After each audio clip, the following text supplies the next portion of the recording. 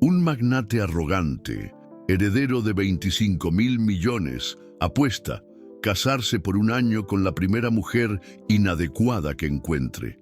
Elige a Sofía, que aparenta ser indigente, planeando su miseria. Durante meses la humilla, pero nota inconsistencias. Habla 3 idiomas, tiene conocimientos médicos avanzados. En una luna de miel forzada, Sofía tiene una crisis epiléptica. Cristóbal encuentra su pasaporte diplomático y descubre que ella es una renombrada neurocirujana, viviendo en las calles como autocastigo.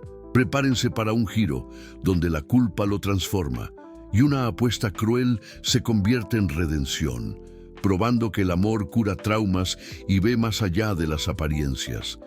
Vean esta historia hasta el final. Quedarán sorprendidos. Si les gustan las historias de amor y romance, suscríbanse al canal, dejen sus comentarios. Todos los días subimos videos como este. Continuando.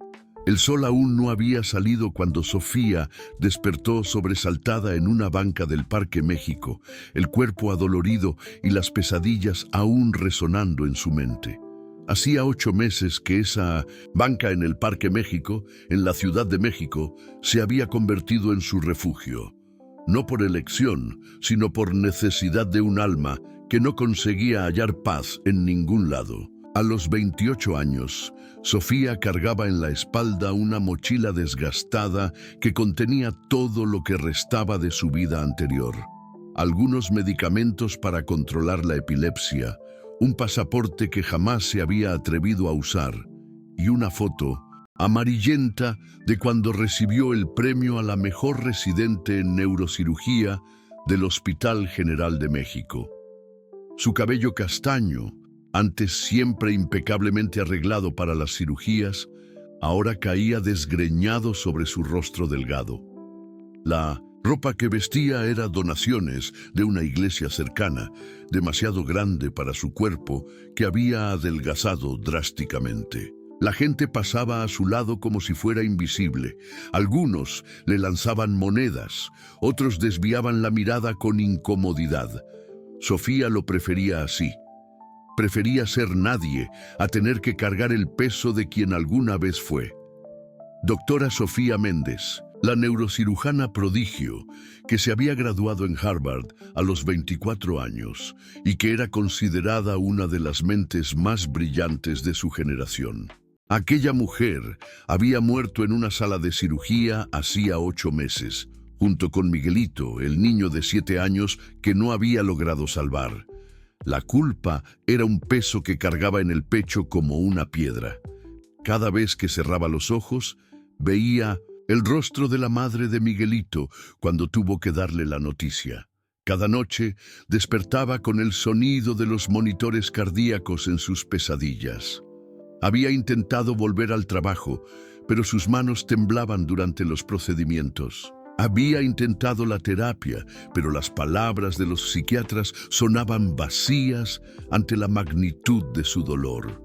Entonces, en una noche lluviosa de otoño, Sofía simplemente desapareció.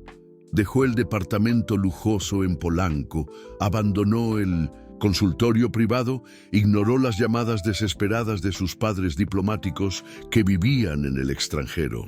Escogió la calle como una forma de autocastigo, un exilio que sentía merecer. Aquella mañana de martes, como todas las otras, Sofía caminaba por las calles del centro en busca de trabajos esporádicos. Cargaba bultos, ayudaba en mudanzas, hacía cualquier cosa por unos cuantos pesos para comprar comida. Sus manos, que un día habían realizado cirugías de 16 horas seguidas, ahora estaban callosas y raspadas por el trabajo manual. Fue cuando se detuvo frente al imponente edificio de Monte Carlo Pharmaceuticals que su vida tomó un rumbo inesperado. El edificio de vidrio espejado se alzaba como una fortaleza en el corazón financiero de la Ciudad de México, símbolo del imperio farmacéutico que valía miles de millones de pesos. Sofía había escogido aquel lugar para descansar porque la sombra era buena y había una fuente donde podía lavarse el rostro. Se sentó en la escalinata de mármol, recostando la cabeza contra el pilar frío. Personas bien vestidas entraban y salían del edificio, hablando por teléfono sobre negocios, inmersas en sus vidas importantes. Nadie la notaba. Era apenas una persona más en situación de calle, en la metrópoli mexicana, parte del paisaje urbano que la sociedad prefería ignorar. Fue entonces que comenzó a llover. Una llovizna fina que pronto se transformó en una lluvia torrencial típica del verano chilango. Sofía se encogió contra el pilar, intentando protegerse del agua helada que escurría por su cuerpo. Su ropa ya empapada se pegaba a la piel y temblaba violentamente.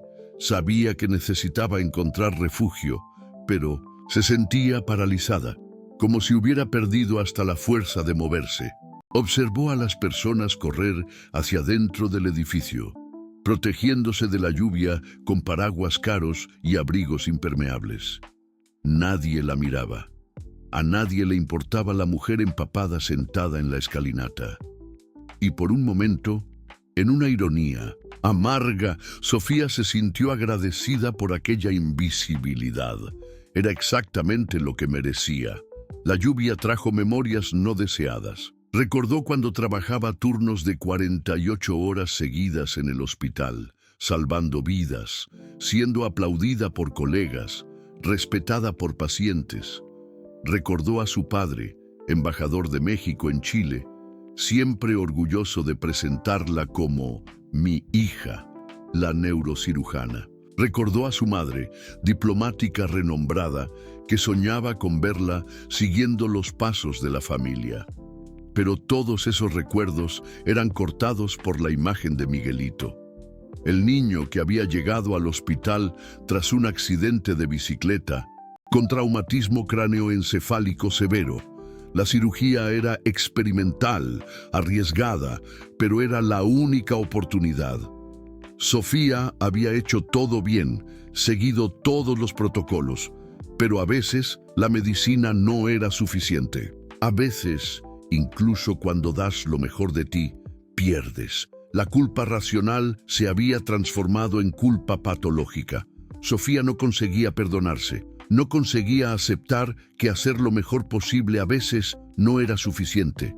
Se había convencido de que no merecía la vida cómoda que tenía. No merecía el respeto que recibía. No merecía nada, además del sufrimiento que escogiera para sí misma. Cuando la lluvia finalmente paró, Sofía permaneció inmóvil en la escalinata. Su ropa goteaba, formando un pequeño charco a su alrededor. El sol comenzaba a aparecer entre las nubes, creando reflejos dorados en los vidrios del edificio.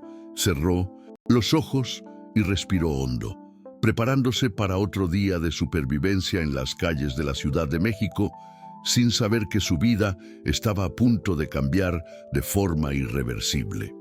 Cristóbal Montecarlo ajustó el puño de la camisa italiana mientras observaba la lluvia cesar a través de la ventana panorámica del 50º piso. A los 30 años había heredado no solo el imperio farmacéutico de 25.000 millones, sino también la arrogancia que venía con él. Su cabello negro perfectamente cortado y el traje a medida reflejaban una vida donde todo siempre había salido exactamente como planeado. El interfono sonó. Señor Montecarlo, sus amigos llegaron para el almuerzo, anunció la secretaria con la voz cuidadosamente neutra que todos los empleados usaban con él. En el restaurante exclusivo del último piso, Cristóbal encontró a Ricardo Almeida, heredero de una minera, y Fernando Castro, dueño de una cadena de hoteles. Los tres formaban el núcleo de un grupo que se divertía con juegos cada vez más elaborados y crueles, siempre involucrando sumas absurdas de dinero. Deberías haber visto la cara del mesero cuando le dije que estaba despedido por derramar una gota de vino en el mantel, rió Fernando, cortando el salmón importado. Poco, hombre, se burló Ricardo. La semana pasada hice que mi chofer manejara 3 horas hasta Cuernavaca solo para buscar un taco que vi en internet. La vuelta, dije que había cambiado de opinión. Cristóbal sonrió con desprecio. Ustedes no tienen creatividad.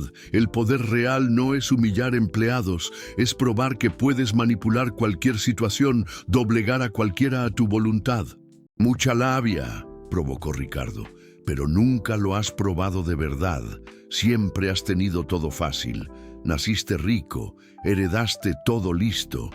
El comentario tocó un nervio. Cristóbal odiaba cualquier insinuación de que no había conquistado su estatus por mérito propio, aunque fuera parcialmente verdad. ¿Quieren una prueba?, dijo, la voz baja y peligrosa. Fernando se inclinó hacia adelante, interesado. ¿Qué tipo de prueba? Cristóbal miró por la ventana, los ojos recorriendo el paisaje urbano hasta parar en la figura solitaria sentada en la escalinata de su edificio. Incluso de lejos, conseguía ver a una mujer empapada, claramente en situación de calle, encogida contra el pilar. Aquella mujer allá abajo, apuntó, apuesta en cuanto a que consigo que se case conmigo y aguante un año entero de matrimonio. Ricardo casi se atragantó con el vino. ¿Estás hablando en serio?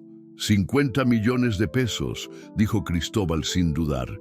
Si consigo casarme con ella y mantener el matrimonio por un año completo, ustedes donan 50 millones a la caridad. Si fracaso, yo dono. Fernando negó con la cabeza incrédulo. Cristóbal, eso es una locura. Ni siquiera sabes quién es ella. Exactamente el punto. Vean lo fácil que es. Cristóbal sacó los binoculares de ópera que siempre cargaba para observar detalles en reuniones. Enfocó a la mujer allá abajo. Perfecta, apariencia completamente descuidada, ropa hecha a harapos, probablemente desesperada por dinero. Será como quitarle un dulce a un niño. Ricardo y Fernando intercambiaron miradas. Conocían a Cristóbal hacía años y sabían que él nunca se retractaba de una apuesta. ¿Y si ella se niega?, preguntó Fernando. Nadie rechaza dinero cuando está en esa situación, respondió Cristóbal con frialdad. Le ofreceré 100.000 pesos. Para alguien como ella será una fortuna. ¿Las reglas?, preguntó Ricardo, siempre práctico. Matrimonio oficial. Un año completo de convivencia como marido y mujer. Nada de separación, nada de anulación. Si ella desiste o si yo no consigo mantenerla por 12 meses, pierdo la apuesta. Y ella no puede saber sobre la apuesta, añadió Fernando. Obviamente, inventaré alguna historia sobre herencia, cuestiones legales que exigen matrimonio. Ustedes subestiman mi capacidad de persuasión. Los tres sellaron el acuerdo con un apretón de manos, como hacían desde los tiempos del colegio. Para Cristóbal era más que una apuesta. Era una cuestión de orgullo. Necesitaba probar que podía controlar cualquier situación, manipular a cualquier persona. 20 minutos después, Cristóbal salió del edificio usando ropa más casual, pero aún visiblemente cara. Se aproximó a la mujer en la escalinata con la sonrisa calculada que usaba en negociaciones importantes. Sofía no lo notó hasta que su sombra bloqueó el sol. Ella alzó los ojos encontrando a un hombre alto, de rasgos marcados y postura confiada. Había algo predatorio en su sonrisa que la hizo instintivamente encogerse. «Hola», dijo Cristóbal, la voz suave pero con una autoridad natural. «Mi nombre es Cristóbal. ¿Puedo sentarme?» Sofía asintió hesitante. No estaba acostumbrada a ser abordada por personas bien vestidas, especialmente hombres que claramente venían de otro mundo social. «Tengo una propuesta inusual para ti», continuó sentándose a su lado como si fuera la cosa más natural del mundo. «Antes que nada, ¿cuál es tu nombre?» «Sofía», respondió con voz ronca de quien hablaba poco. «Sofía, nombre bonito». Su sonrisa se ensanchó. «Sofía, necesito casarme». Ella parpadeó, confusa. «Disculpa, cuestiones de herencia, muy complicado de explicar. Necesito una esposa por un año, solo en el papel. A cambio pago 100.000 pesos». Cristóbal estudió su reacción cuidadosamente. Sé que parece una locura, pero es completamente legal. 1 año de matrimonio, recibes el dinero, seguimos vidas separadas. Sofía sintió el corazón acelerarse. 100,000 pesos era más dinero de lo que conseguía imaginar en su situación actual. Podría alquilar una habitación, comprar ropa, quizás hasta buscar ayuda médica para sus problemas. ¿Por qué yo?, preguntó desconfiada. Honestamente, porque necesitas el dinero y porque no me conoces, sin complicaciones emocionales, sin expectativas, puramente profesional. Cristóbal mantuvo el tono casual, como si estuviera discutiendo el clima. Sofía miró sus propias manos sucias, después al hombre elegante a su lado. Había algo errado en aquella propuesta, pero la necesidad hablaba más alto que la prudencia. ¿Cómo sé que no es algún tipo de trampa? Cristóbal sacó la billetera y mostró una cantidad en dinero. Aquí tienes 5,000 como señal de buena fe. El resto lo recibes cuando firmemos los papeles. La visión del dinero hizo a Sofía temblar. Hacía meses que no veía un billete de 500 pesos. ¿1 año entero?, preguntó la voz débil. 1 año. Después de eso, uno sigue su vida. Tú con 100,000 pesos para recomenzar. Sofía cerró los ojos. Sentía que estaba haciendo un pacto con el diablo, pero el diablo estaba ofreciendo una oportunidad de supervivencia, una oportunidad de, quizás, encontrar fuerzas para reconstruir algo de su vida destrozada. Está bien, susurró, acepto. El registro civil en el centro de la Ciudad de México olía a papel viejo y burocracia. Sofía estaba sentada en una silla de plástico, vistiendo un vestido sencillo que Cristóbal había comprado en una tienda popular la víspera. Era azul marino, discreto, pero estaba limpio, un lujo que ella había olvidado hacía meses. Sus manos temblaban ligeramente mientras sostenía los documentos de identidad que Cristóbal había ayudado a renovar. Cristóbal llegó 10 minutos tarde, hablando al celular en voz alta sobre una reunión de directorio. Vestía un traje gris oscuro que costaba más que el ingreso anual de la mayoría de las personas presentes en el registro civil. Cuando colgó el teléfono, miró a Sofía como si estuviera evaluando una adquisición empresarial. ¿Lista para esto?, preguntó sin cualquier trazo de nerviosismo o emoción. «Lista», respondió Sofía, aunque no estaba segura de nada. El funcionario del registro civil, un hombre de mediana edad con lentes gruesos, los llamó para firmar los documentos. Cristóbal había escogido aquel lugar a propósito. Era discreto, rápido y no hacía preguntas innecesarias sobre matrimonios poco convencionales. «Señor Montecarlo», dijo el funcionario, reconociendo el apellido. «Todo está en orden. Necesitamos apenas las firmas y los 2 testigos». Los testigos eran Ricardo y Fernando, que habían llegado minutos antes con sonrisas mal disimuladas. Ellos observaban a Sofía con una mezcla de curiosidad y desdén, como si ella fuera un animal de zoológico. Sofía notó las miradas, pero fingió no ver, concentrándose en firmar su nombre en los documentos con la caligrafía temblorosa de quien no escribía hacía mucho tiempo.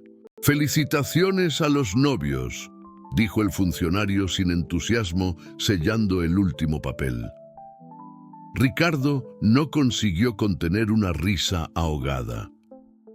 «¡Qué ceremonia emocionante!», murmuró para Fernando, bajo lo suficiente para Sofía no oír claramente, pero alto lo bastante para humillarla. Cristóbal no demostró cualquier incomodidad, guardó su copia de los documentos en el traje y se volvió para Sofía. «Listo, ahora eres mi esposa».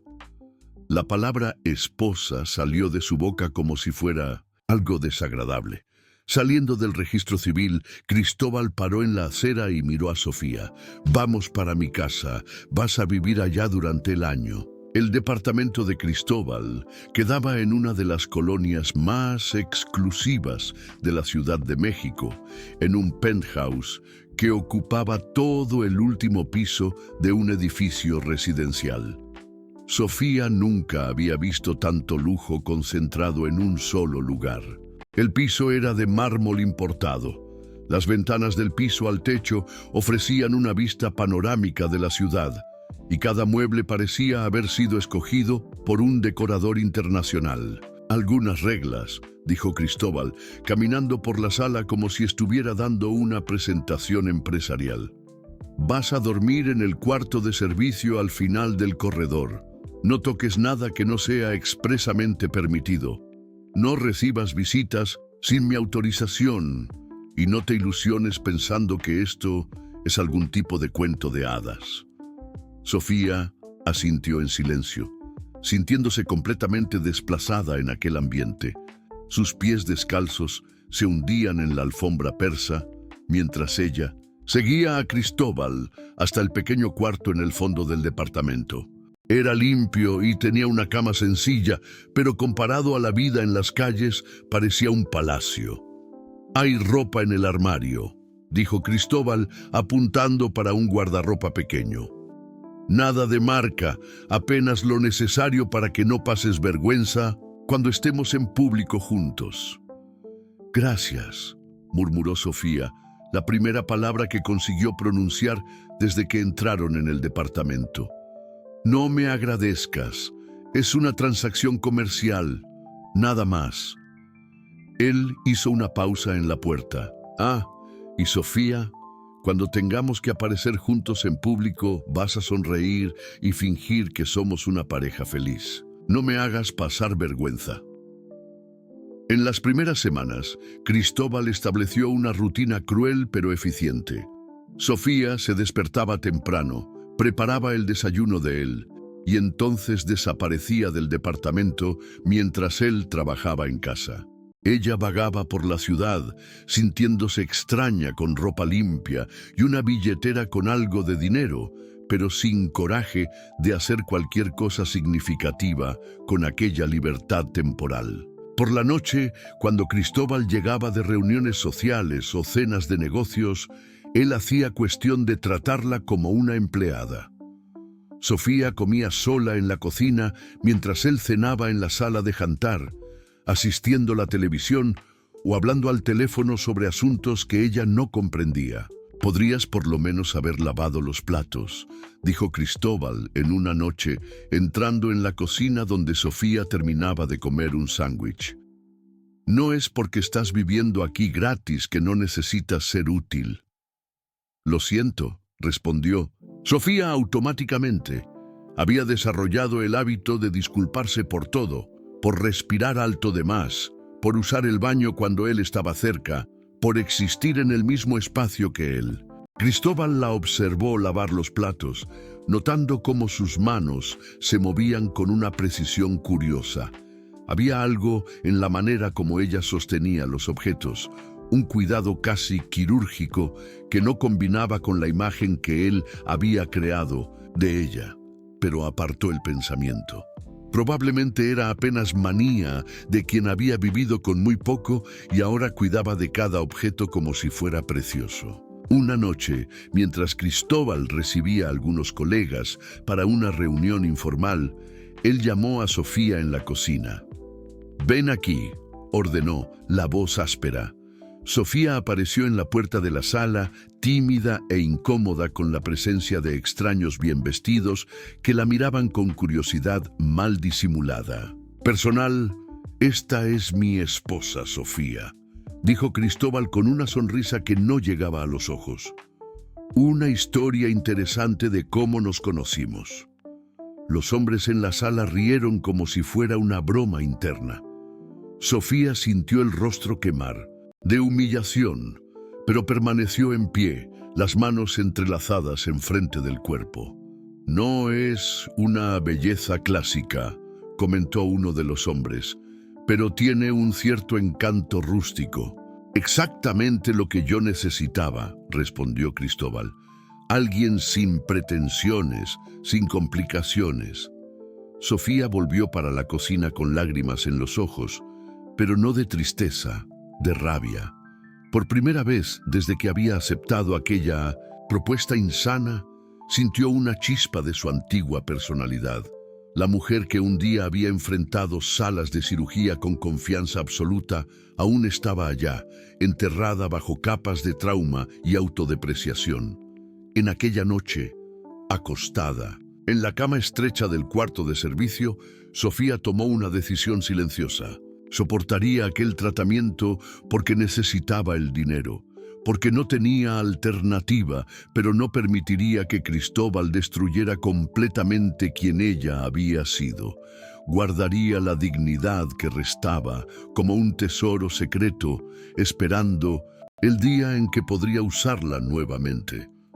3 meses habían pasado cuando Cristóbal decidió que necesitaba tornar su vida conyugal más convincente para mantener las apariencias de la apuesta. La presión venía de Ricardo y Fernando, que comenzaron a cuestionar si el matrimonio era lo suficientemente real para valer los 50 millones en juego.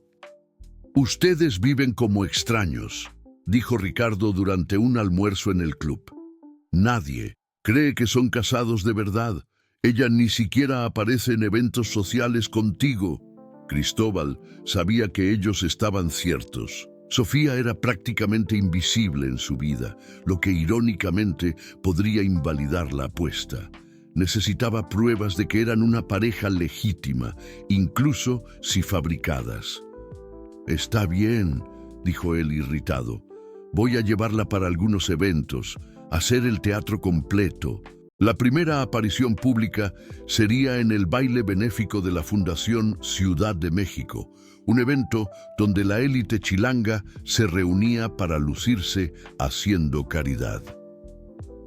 Cristóbal informó a Sofía en la víspera, sin cualquier consideración, y por sus sentimientos. «Mañana a la noche vienes conmigo a un baile», anunció entrando en su cuarto sin golpear. «Compré un vestido. Espero que no me avergüences». El vestido era elegante pero conservador, negro y sencillo, claramente escogido para no llamar la atención. Sofía lo sostuvo contra el cuerpo, sintiendo el tejido fino y caro entre los dedos. Hacía tanto tiempo que no usaba algo así que había olvidado cómo se sentía vestir ropa bonita.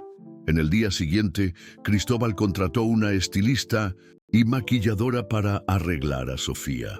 Las profesionales trabajaron en silencio, transformando su cabello reseco en ondas suaves y cubriendo las marcas de la vida difícil con base y corrector. Cuando terminaron, Sofía mal se reconoció en el espejo. «Mejor», dijo Cristóbal, evaluando el resultado como si fuera un producto finalizado. «Por lo menos ahora pareces presentable». El baile acontecía en el castillo de Chapultepec, transportado para un salón lujoso en Avenida Reforma para la ocasión. Sofía sostuvo el brazo de Cristóbal mientras entraban, sintiendo centenas de miradas curiosas sobre ella. Las mujeres presentes usaban joyas que costaban más que coches, y los hombres discutían negocios de millones entre copas de champaña importado. «¡Cristóbal!», cumplimentó una mujer rubia de mediana edad, claramente de la alta sociedad.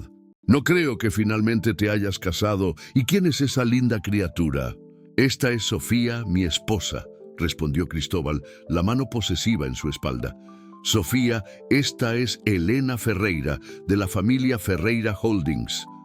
Sofía sonrió tímidamente y cumplimentó a la mujer, que la estudió con ojos penetrantes. «¡Qué interesante! ¿De dónde eres, querida? Tu rostro me es familiar». El corazón de Sofía se disparó. Elena Ferreira era conocida por frecuentar los mismos círculos sociales que sus padres diplomáticos. Existía una chance real de ser reconocida. «Del interior», respondió rápidamente, bajando los ojos. «¡Qué encantador!», dijo Elena, pero su tono sugería que había algo que no se encajaba. Cristóbal siempre tuvo gusto refinado. Conforme la noche avanzaba, Cristóbal se divertía presentando a Sofía como su esposa. observando las reacciones confusas y a veces condescendientes de las personas. Él la mantenía cerca como un trofeo, pero hablaba sobre ella como si no estuviera presente.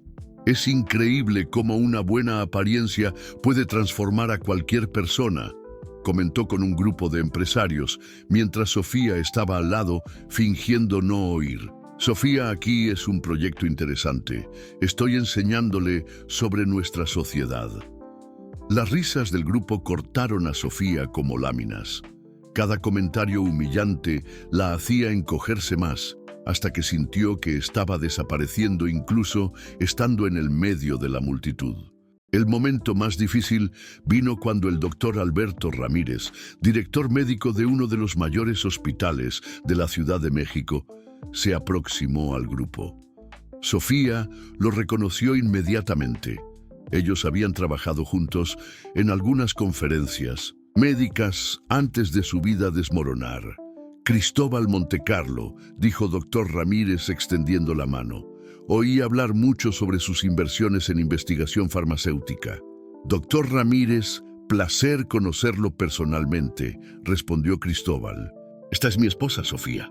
Sofía sintió el mundo girar cuando los ojos del médico se fijaron en su rostro.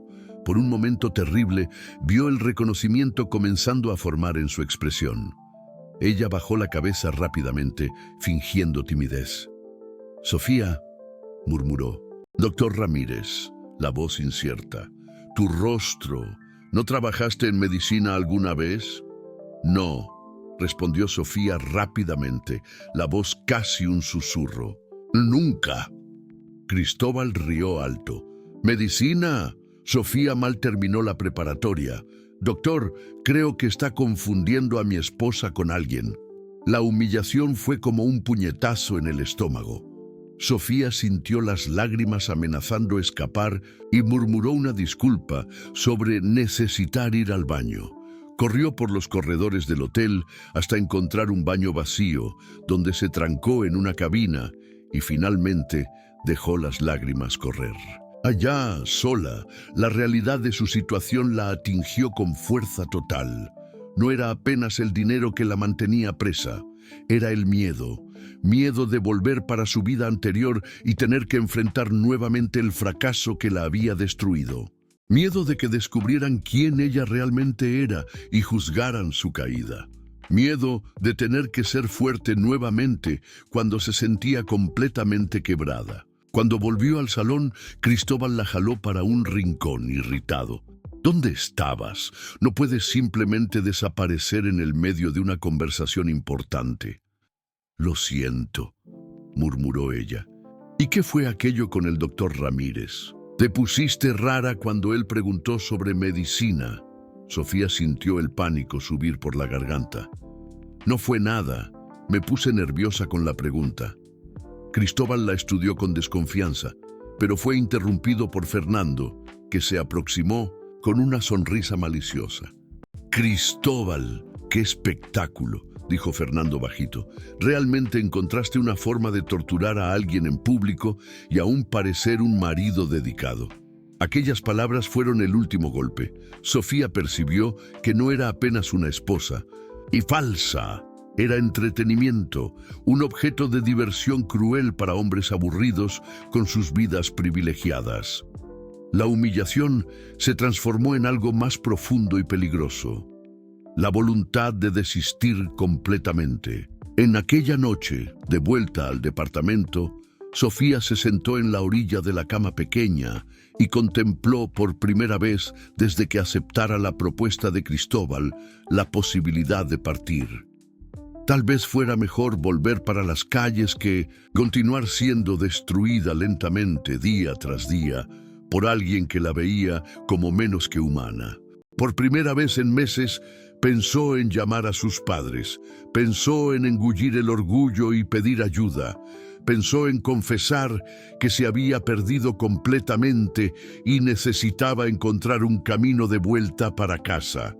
Pero cuando agarró el teléfono que Cristóbal había dado para emergencias, sus manos temblaron tanto que no consiguió marcar el número. La crisis vino en una mañana de jueves, cuando Sofía menos esperaba. Ella estaba en la cocina preparando el desayuno de Cristóbal cuando el mundo comenzó a girar violentamente. Las luces del departamento se tornaron puntos brillantes que danzaban en su visión, y un zumbido familiar tomó cuenta de sus oídos. «No, no ahora», murmuró, intentando apoyarse en el balcón de la cocina. Pero la epilepsia no seguía horarios convenientes. Su cuerpo comenzó a temblar descontroladamente y ella cayó en el suelo frío de mármol, convulsionando. La taza de café que sostenía se hizo añicos a su lado, esparciendo líquido caliente y fragmentos de porcelana por el suelo. Cristóbal oyó el ruido del escritorio y vino corriendo, encontrando a Sofía en el suelo, su cuerpo rígido en espasmos violentos. Por un momento quedó paralizado. Nunca había presenciado una crisis epiléptica y no tenía idea de qué hacer. «Sofía», gritó, arrodillándose a su lado. «¿Qué está pasando?». Ella no conseguía responder. Su conciencia fluctuaba entre el presente y las memorias traumáticas que siempre acompañaban las crisis. Veía el rostro de Miguelito, oía las alarmas de los monitores hospitalarios, sentía el peso aplastante de la culpa que cargaba. Cristóbal agarró el teléfono para llamar a una ambulancia, pero antes que pudiera marcar, recordó las palabras de ella semanas antes sobre no querer médicos. Ahora entendía por qué. Había algo en su pasado que ella estaba escondiendo, algo relacionado al área médica. La crisis duró 4 minutos, una eternidad para quien observa, un flash doloroso para quien vive. Cuando finalmente paró, Sofía quedó acostada en el suelo, respirando pesadamente, desorientada y exhausta. Necesito los remedios», susurró la voz débil. «¿Qué remedios? ¿Dónde están?», y preguntó Cristóbal, genuinamente preocupado por primera vez desde que se conocieron. «En mi mochila, en el armario». Cristóbal corrió hasta su cuarto y encontró la mochila desgastada escondida en el fondo del guardarropa. Sus manos temblaron cuando la abrió, buscando medicamentos. Lo que encontró lo dejó sin palabras. Había frascos de medicamentos antiepilépticos con prescripciones médicas en nombre de doctora Sofía Méndez. Había un pasaporte mexicano con foto de ella, pero con apariencia completamente diferente. Cabello arreglado, maquillaje profesional, ropa cara, y había una credencial médica del Consejo Mexicano de Neurología. Doctora Sofía Méndez, leyó en voz alta, incrédulo. Volvió corriendo para la cocina, donde Sofía estaba intentando sentarse, aún débil. Él se arrodilló al lado de ella con los remedios, pero sus ojos estaban diferentes. No había más desdén o crueldad. Había confusión y algo que podría ser respeto. «Toma esto», dijo, ofreciendo las pastillas y un vaso de agua. Sofía engulló los medicamentos con manos temblorosas, evitando su mirada. Sabía que él había visto los documentos. Su farsa había acabado.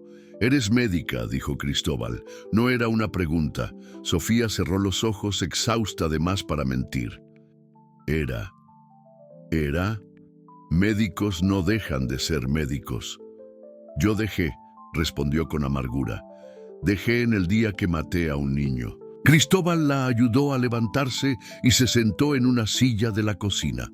Por primera vez en meses la trató con gentileza genuina. «Cuéntame», dijo, sentándose a su frente. Y por primera vez desde que había desaparecido de su vida anterior, Sofía habló. Contó sobre Miguelito, sobre la cirugía experimental, sobre el trauma que la destruyó. Contó sobre la culpa que cargaba, sobre cómo había escogido la vida en las calles como autocastigo. «Soy neurocirujana», dijo, la voz quebrada. Me formé en Harvard a los 24 años. Mis padres son diplomáticos. Yo tenía todo, Cristóbal. Y tiré todo fuera porque no conseguí salvar a un niño». Cristóbal oyó en silencio, procesando cada palabra. La mujer a su frente no era la víctima indefensa que él pensaba haber encontrado. Era alguien que había caído de muy alto, alguien que había escogido la autodestrucción como forma de lidiar con el dolor. ¿Por qué aceptaste mi propuesta?, preguntó. Porque me sentía merecedora de ser humillada, respondió Sofía con honestidad brutal. Porque pensé que tal vez, si sufriera lo suficiente, conseguiría perdonarme por lo que aconteció con Miguelito. Cristóbal quedó en silencio por un largo momento.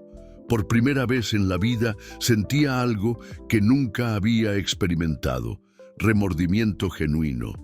Había pasado meses torturando a una mujer que ya estaba siendo torturada por su propia mente. «Sofía», dijo finalmente, la voz diferente, «yo...». Pero ella lo interrumpió. «No necesitas decir nada. Sé qué tipo de persona eres. Sé que eso es apenas una transacción para ti, pero ahora sabes quién yo realmente soy.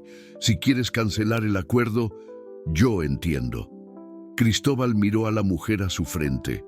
Cabello despeinado, ropa sencilla, pero con una dignidad que él nunca había percibido antes. En sus ojos vio dolor, sí, pero también una inteligencia brillante que había sido ofuscada por el sufrimiento. «No», dijo él, «el acuerdo continúa», pero hesitó, luchando con sentimientos que no sabía cómo nombrar. «Las cosas van a cambiar». Sofía lo miró con sorpresa. Había algo diferente en su tono, algo que ella no conseguía identificar. En aquella tarde, Cristóbal canceló todas sus reuniones. Quedó en el departamento, observando a Sofía descansar tras la crisis. Por primera vez, realmente la miró, no como un objeto de diversión, sino como una persona. Y lo que vio lo incomodó profundamente. Vio una mujer brillante que se había castigado más allá de cualquier medida razonable. Vio a alguien que había sacrificado todo por un error que cualquier médico podría haber cometido. Vio un alma herida que había encontrado en él no un salvador, sino un verdugo adicional. Y por primera vez en su vida privilegiada y cruel, Cristóbal Montecarlo sintió vergüenza de lo que se había tornado. En aquella noche, cuando Sofía estaba durmiendo, él llamó a Ricardo. «Quiero cancelar la apuesta», dijo. «¿Qué? ¿Por qué?». Cristóbal miró en dirección al cuarto de Sofía. «Porque algunas cosas son más importantes que dinero». 2 semanas habían pasado desde la crisis epiléptica y Cristóbal había cambiado completamente su comportamiento. Trataba a Sofía con gentileza, preguntaba sobre su salud, incluso sugirió que ella comiera en la sala de jantar con él. Pero para Sofía, la bondad repentina era casi peor que la crueldad anterior. Ella se había acostumbrado con el tratamiento malo porque sentía que merecía.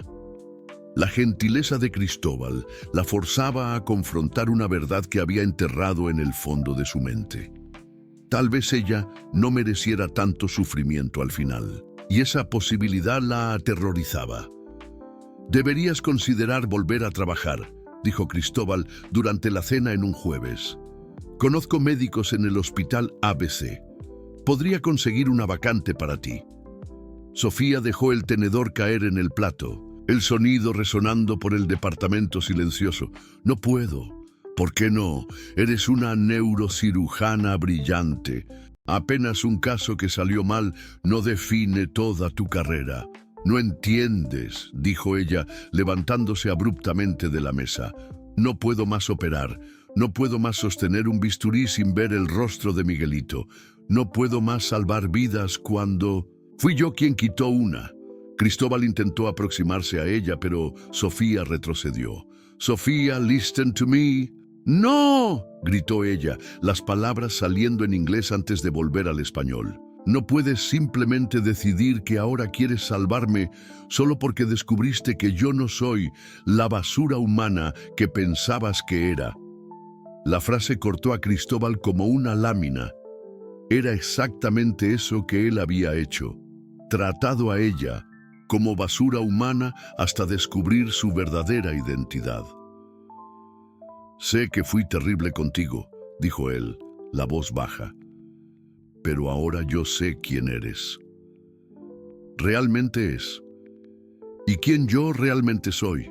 Anne preguntó Sofía, las lágrimas escurriendo por el rostro. «Soy una médica que mató a un niño. Soy una hija que abandonó a sus padres. Soy una mujer que escogió vivir en las calles porque no consigue vivir con sus propias decisiones». Cristóbal quedó en silencio sin saber cómo responder. Sofía continuó, la voz quebrando. «¿Quieres saber la verdad sobre aquella cirugía? Miguelito tenía 7 años, tumor en el tronco cerebral. Los padres me imploraron para intentar una cirugía experimental que yo había desarrollado. Les dije que las chances eran mínimas, pero ellos insistieron. «Doctora, usted es nuestra única esperanza», dijo la madre. Sofía se sentó en el sofá, el cuerpo curvado por el dolor de la memoria. La cirugía duró 14 horas. 14 horas en que yo luché contra cada vaso sanguíneo, cada célula cancerosa. Por un momento, pensé que había conseguido.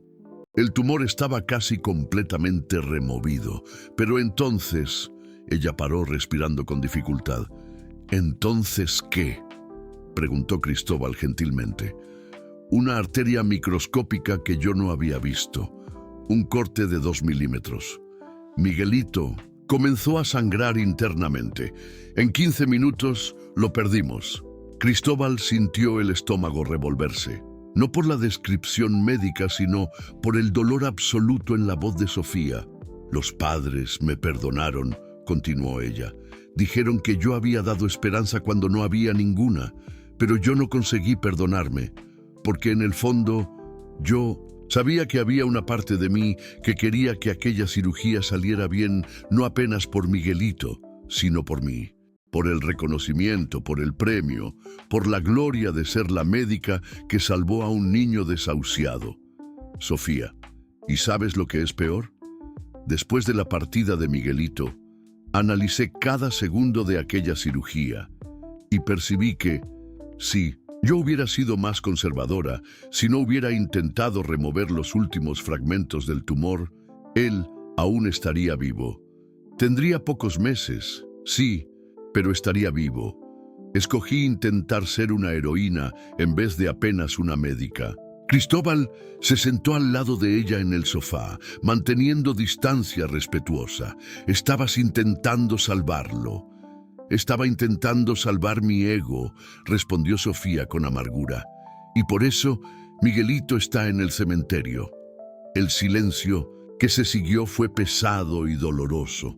Cristóbal intentó encontrar palabras de consuelo, pero percibió que cualquier cosa que dijera sonaría vacía ante la magnitud del dolor de Sofía. «Es por eso que acepto tu tratamiento», dijo ella finalmente. «Es por eso que merecía ser humillada, porque al final de cuentas soy una asesina disfrazada de médica». «No digas eso». «¿Por qué? Es verdad». Sofía se levantó nuevamente caminando hasta la ventana. «¿Y sabes por qué no consigo volver a operar? Porque tengo miedo de que la próxima vez no sea un accidente. Tengo miedo de que mi arrogancia mate a otro niño». Cristóbal observó su reflejo en el vidrio de la ventana. Sofía parecía un fantasma de sí misma, incluso con la ropa limpia y los cuidados médicos que él había providenciado. «Sofía, salvaste centenares de vidas antes de Miguelito. ¿Y eso importa? ¿Matarías a 100 personas para salvar a 1000? ¿Una vida vale menos que muchas?». La pregunta quedó suspendida en el aire. Cristóbal percibió que estaba delante de algo mucho mayor que trauma médico o culpa profesional. Sofía había construido una prisión filosófica para sí misma, donde cada ángulo llevaba de vuelta a la misma conclusión: ella era imperdonable. «Tis, mis padres llamaron ayer», dijo ella de repente, aún mirando por la ventana. Cristóbal se sobresaltó. «¿Cómo consiguieron tu número?». Tengo un celular viejo que solo uso para emergencias. Ellos descubrieron que yo estaba en la Ciudad de México a través de amigos diplomáticos. Sofía rió sin humor. Quieren verme, quieren que yo vuelva para casa. Mi madre lloró en el teléfono. ¿Y qué dijiste? ¿Qué iba a pensar? Sofía se volvió para encararlo. Pero no voy a hacerlo. No puedo mirar en los ojos de ellos sabiendo en qué me he convertido. No puedo volver para aquella vida fingiendo que no soy una asesina. Entonces, ¿qué vas a hacer? Sofía quedó en silencio por un largo momento. Cuando respondió, su voz estaba asustadoramente calma. Voy a cumplir nuestro acuerdo hasta el final. Voy a quedarme aquí por los 9 meses que restan. Voy a agarrar el dinero y después voy a desaparecer para siempre. Voy a ir para algún lugar donde nadie me conoce, donde puedo ser nadie para siempre. Sofía, no. Es la única cosa que tiene sentido, Cristóbal. Yo no merezco redención. No merezco perdón. Merezco desaparecer. Cristóbal no consiguió dormir en aquella noche. Las palabras de Sofía resonaban en su mente. Merezco desaparecer. Por primera vez en su vida, se sentía completamente impotente delante de un problema que el dinero no podía resolver. Había pasado meses destruyendo a una mujer que ya estaba destruida, y ahora que quería ayudarla, ella estaba determinada a autodestruirse completamente.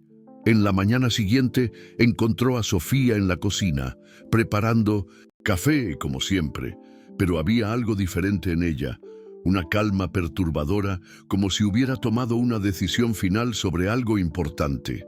«Buenos días», dijo ella con una normalidad que lo asustó. «Sofía, sobre lo que conversamos ayer...» «No quiero hablar sobre eso», interrumpió ella, sirviendo el café de él. «Tenemos un acuerdo. Voy a cumplir mi parte». Cristóbal la observó moverse por la cocina con eficiencia mecánica. Era como si ella hubiera apagado alguna parte esencial de sí misma durante la noche. «Necesito viajar a trabajo hoy», dijo él, testeando su reacción. «Reunión en Guadalajara. Vuelvo a la noche». «Está bien», respondió Sofía sin demostrar cualquier emoción. Pero Cristóbal no fue para Guadalajara. En vez de eso, manejó hasta el consultorio del doctor Alberto Ramírez, el médico que había casi reconocido a Sofía en el baile. Necesitaba entender completamente quién era la mujer que estaba viviendo en su casa. «Doctor Ramírez», dijo Cristóbal, entrando en el consultorio elegante. «Gracias por recibirme de última hora». «Señor Montecarlo, ¿cómo puedo ayudarlo?». Cristóbal respiró hondo antes de continuar. «En el baile de la fundación, usted preguntó si mi esposa ya había trabajado en medicina». «Sí, me acuerdo. Ella negó, pero yo estaba seguro de ya haber visto aquel rostro en algún lugar». «Doctor, mi esposa es Sofía Méndez, la neurocirujana». Doctor Ramírez se inclinó hacia adelante, los ojos agrandados. «¿Doctora Sofía Méndez? ¿La niña prodigio de Harvard? Pero ella desapareció hace meses. Nadie sabe dónde está. Está en mi casa y se está matando lentamente por causa de lo que aconteció con un niño llamado Miguelito». El médico quedó en silencio por un momento, procesando la información. «Miguel Santos, yo me acuerdo del caso. Toda la comunidad médica quedó chocada, no por la cirugía, sino por la desaparición de la doctora Sofía». «¿Cómo así?». «Señor Montecarlo, aquella cirugía fue un milagro. El tumor de Miguelito estaba inoperable según todos los protocolos. Ningún neurocirujano del país habría intentado. La doctora Sofía desarrolló una técnica completamente nueva. Publicó artículos, dio esperanza para centenares de familias con casos similares». Cristóbal sintió algo helado recorrer su espina dorsal, pero Miguelito vivió 4 meses a más de lo que cualquier previsión médica indicaba. 4 meses que él pasó consciente, jugando, riendo con la familia. La cirugía de la doctora Sofía le dio esos meses y más. Las técnicas que ella desarrolló para el caso de él ya salvaron por lo menos 12 niños desde entonces. ¿Ella no sabe de eso? ¿Cómo sabría? Ella desapareció inmediatamente después de la partida del niño. Nunca volvió para ver los resultados de su pesquisa. Nunca supo que otros médicos aplicaron sus técnicas con suceso. Cristóbal salió del consultorio con la mente en torbellino. Sofía se había castigado por meses por algo que, en verdad, había revolucionado la neurocirugía pediátrica. Ella se consideraba una asesina cuando en realidad era una salvadora. Cuando llegó a casa en aquella noche, encontró el departamento extrañamente silencioso. «Sofía», llamó. No hubo respuesta. Buscó por todo el departamento hasta encontrar una carta sobre su cama, escrita con la caligrafía cuidadosa que él había aprendido a reconocer. «Cristóbal, gracias por tratarme con gentileza en las últimas semanas. Fue más de lo que yo merecía. Decidí que no puedo continuar con nuestro acuerdo. No puedo aceptar el dinero sabiendo que descubriste quién yo realmente soy. No quiero tu piedad. Voy a desaparecer, como debería haber hecho desde el inicio. Por favor, no me busques. Sofía». Cristóbal arrugó la carta, el corazón disparando. Corrió hasta el cuarto de ella y encontró el armario vacío, apenas la ropa que él había comprado tirada sobre la cama. La mochila desgastada había desaparecido. Agarró las llaves del coche y salió, manejando sin destino por las calles de la Ciudad de México. ¿Dónde una mujer en desespero iría en una ciudad de 20 y tantos millones de personas? Entonces, se acordó. Ella siempre volvía a los lugares familiares cuando estaba en crisis. Manejó hasta el Parque México, donde la había encontrado meses antes. No había señal de ella. Intentó el Hospital General de México, los alrededores de su edificio, todos los lugares que podría imaginar. Por 2 horas buscó, llamando para su celular que iba directo para la casilla de voz. Estaba a punto de desistir cuando la vio. Sofía estaba sentada en una parada de autobús en Avenida Reforma, la mochila al lado, mirando el movimiento de la ciudad como si fuera la última vez. Cristóbal paró el coche y corrió hasta ella. «¡Sofía!». Ella miró para él con sorpresa, después con resignación. «¿Cómo me encontraste? Eso no importa». Él se sentó al lado de ella en el banco, ignorando las miradas curiosas de los transeúntes. «No puedes desaparecer». «Puedo y voy a hacerlo, es mejor así». «¿Para quién? ¿Para ti? ¿Para los niños que aún puedes salvar? ¿Para Miguelito?». Sofía se volvió para encararlo, los ojos brillando de rabia. «No oses usar el nombre de él contra mí. Estoy usándolo a favor de ti». Cristóbal respiró hondo, sabiendo que tenía apenas una chance. «Conversé con Dr. Ramírez hoy». «¿Qué?». «Él me contó sobre las técnicas que desarrollaste para la cirugía de Miguelito. 12 niños, Sofía. 12 niños ya fueron salvados usando tus métodos». Sofía quedó pálida. «Estás mintiendo». «No estoy. Miguelito te dio 4 meses a más de vida de lo que cualquier médico había previsto. Y tus técnicas están salvando a otros niños en este momento». «Para», susurró ella, las manos temblando. «No voy a parar, porque necesitas saber la verdad. No eres una asesina, Sofía. Eres una salvadora que se torturó por hacer medicina de punta, por intentar lo imposible». Sofía se levantó del banco, tambaleando. «No entiendes. Yo vi la luz apagarse en los ojos de él. Y él vio amor en tus ojos, vio esperanza, vio a alguien que luchó 14 horas para darle más tiempo con su familia». Cristóbal se levantó también, sosteniendo gentilmente los brazos de ella.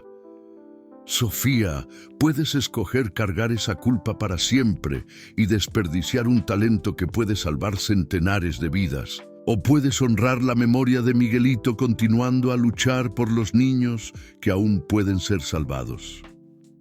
Sofía miró en los ojos de él, y por primera vez en meses, Cristóbal vio un lampejo de la médica brillante que ella había sido. Pero también vio miedo. Miedo de intentar nuevamente, miedo de fallar otra vez, miedo de creer que tal vez mereciera perdón. «Yo no consigo», dijo ella, la voz quebrando. «Yo no consigo más». «Entonces yo voy a ayudarte», respondió Cristóbal. Y en aquel momento supo que estaba dispuesto a hacer cualquier cosa para ver a Sofía curada, no porque se sentía culpable, sino porque se había apasionado por la mujer extraordinaria escondida bajo todo aquel dolor. Sofía se alejó de él, las lágrimas escurriendo por el rostro. «No entiendes, Cristóbal. No es apenas sobre Miguelito, es sobre quien yo me he convertido. Soy una cobarde que huyó cuando las cosas quedaron difíciles. Abandoné mis padres, mis pacientes, mi vida entera. Y yo soy un hombre cruel que torturó a una mujer inocente por diversión», respondió Cristóbal, la voz firme. «Si tú no mereces perdón, entonces yo tampoco merezco. Pero estoy aquí intentando ser mejor, intentando arreglar lo que quebré». Sofía paró de andar, las palabras de él resonando en su mente. «¿Por qué estás haciendo eso? ¿Por qué te importa?». Cristóbal hesitó por un momento, entonces decidió ser completamente honesto. «Porque me apasioné por ti, Sofía. No por la médica brillante, no por la hija de diplomáticos. Me apasioné por la mujer corajuda que sobrevivió en las calles, que soportó mi crueldad en silencio, que carga el dolor de los otros como si fuera su responsabilidad personal salvar el mundo». Las palabras atingieron a Sofía como un choque eléctrico. «No puedes estar hablando en serio». «Estoy, y sé que tú también sientes algo por mí, incluso después de todo lo que hice». Cristóbal se aproximó a ella nuevamente. «Sofía, tú me transformaste, me mostraste que existe algo además del dinero y poder, me enseñaste lo que significa realmente importarse con alguien». «Cristóbal, déjame terminar». Él sacó del bolsillo un sobre. «Esta es la confesión completa sobre nuestra apuesta, sobre cómo Ricardo, Fernando y yo apostamos 50 millones sobre nuestro matrimonio, sobre cómo yo la escogí para humillar, sobre todo». Sofía agarró el sobre con manos temblorosas. «¿Por qué estás mostrándome eso?». «Porque quiero que sepas toda la verdad. Quiero que decidas quedarte conmigo sabiendo exactamente quién yo era cuando la conocí. Y quiero que sepas que cancelé la apuesta. Devolví los 50 millones. Nuestro matrimonio no vale más nada para nadie, además de nosotros dos». Sofía leyó la confesión en silencio, cada palabra confirmando sus peores miedos sobre los motivos de Cristóbal, pero también revelando algo que ella no esperaba. Su transformación era real. «¿Realmente cancelaste todo?». «Sí, Ricardo y Fernando me odian ahora, pero descubrí que no me importa con la opinión de ellos». Cristóbal sostuvo sus manos.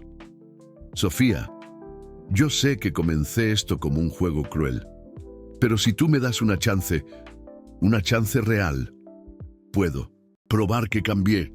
Y si yo no consigo volver a ser médica, y si yo nunca me curo completamente, entonces encontraremos otras formas de que ayudes a personas.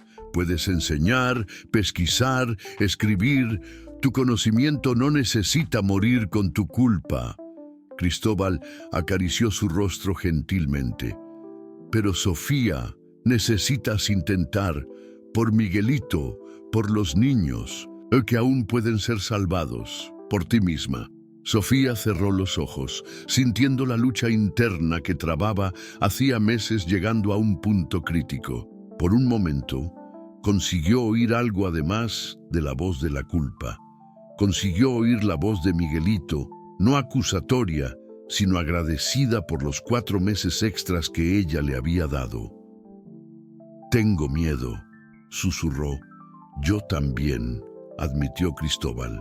«Tengo miedo de no ser bueno lo suficiente para ti. Tengo miedo de volver a ser cruel si las cosas quedan difíciles, pero estoy dispuesto a intentar si tú lo estás. Sofía abrió los ojos y lo encontró mirando para ella con una vulnerabilidad que nunca había visto antes. En aquel momento, vio no el heredero arrogante que la había humillado, sino un hombre que también estaba intentando redimirse. «Los médicos que están usando tus técnicas», dijo Cristóbal suavemente, «a ellos les gustaría conocerla. Hay una conferencia médica en la próxima semana sobre neurocirugía pediátrica. Doctor Ramírez dijo que usted sería la panelista principal si aceptara. Yo no puedo». «Puedes sí, y yo estaré allá contigo si quieres. No como tu marido falso, sino como alguien que cree en ti más de lo que tú crees en ti misma». Sofía sintió algo quebrándose dentro de su pecho, no de dolor, sino de liberación.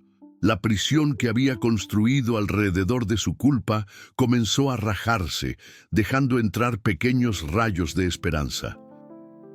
«¿Y si yo fallo nuevamente?» «Entonces, fallaremos juntos», dijo Cristóbal, «e intentaremos otra vez, porque es eso que personas que se aman hacen. Enfrentan los miedos juntas». 3 meses después, Sofía estaba en el escenario del auditorio del Hospital ABC, presentando sus técnicas innovadoras para una platea de 300 médicos. Sus manos no temblaban más cuando sostenía instrumentos quirúrgicos y su voz estaba firme cuando explicaba los procedimientos que había desarrollado. Cristóbal estaba en la primera fila sonriendo orgulloso. Al lado de él se sentaban los padres de Sofía, que habían volado del extranjero para verla retornar triunfalmente a la medicina. Y en la última fila, discretamente, estaba la madre de Miguelito, que había insistido en venir para agradecer personalmente a la médica que había dado los últimos meses felices a su hijo. Después de la palestra, Cristóbal y Sofía caminaban por el jardín del hospital cuando ella paró y lo miró en los ojos. «Gracias», dijo simplemente. «¿Por qué?» «Por ayudarme a encontrar el camino de vuelta para mí misma, por creer que yo merecía ser salva cuando yo misma no creía». Cristóbal la besó suavemente. «Gracias por mostrarme que yo también podía ser salvado». 6 meses después, ellos renovaron los votos en una ceremonia verdadera, cercados por familia y amigos genuinos.